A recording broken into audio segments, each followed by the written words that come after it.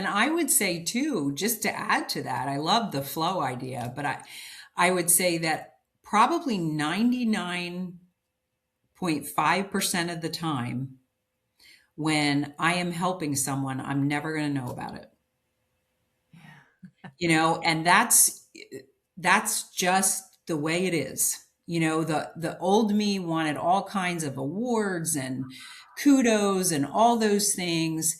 And today I don't care anymore because I know that maybe I held a door for somebody and, they felt recognized and they hadn't been recognized all day. Or maybe I, I don't know, I picked something up off the grocery store floor, and someone saw me do that.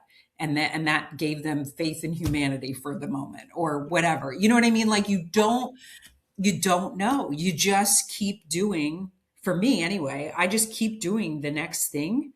And I do think of what would Jesus do here? What would Jesus do right now? And I think about the things that I've learned about him, and he would love on people and he would be honest. Because I think a lot of times people, and Jesus's love is hugely important, but a lot of times people just gloss over that whole honesty thing. But if you think about it, the dude had some hard edges when he was saying some stuff, you know? And so you need to recognize Jesus was not an enabler. He didn't let people stay stuck in their stuff. When he healed somebody, he didn't go, okay, let's go be best friends now. He said, go tell other people. I need you to go out there and tell other people. Stop doing what you've been doing and go tell other people. Yeah.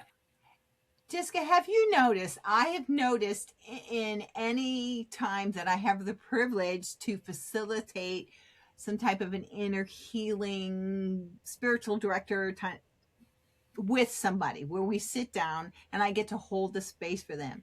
Yes. I have never, people come in with their lists and, they go, well, I'm a smoker and I do this. And they like want to pass me the list, right? Yeah. These are all the things I want, freedom. This is, of course, what Jesus is going to point out.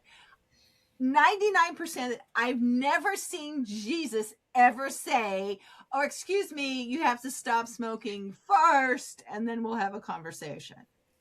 He never brings it up because he gets to that love root in us that is so gentle and merciful that once we get touched in that place, it's like the other gets erased. It's never. Have you experienced that?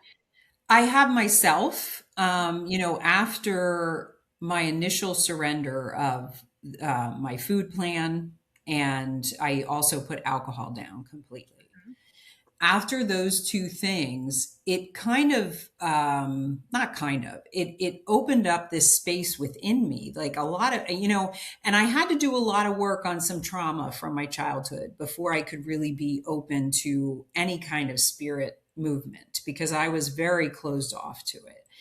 And that doesn't mean that Jesus wasn't showing up. It just means that I wasn't buying in, let's say. Okay. Or I wasn't paying attention. Or I was ignoring it because I do remember times when the goodness was there and I walked away from it, because I was so close-minded I just thought anything religious was my father. I was just very close-minded about those things.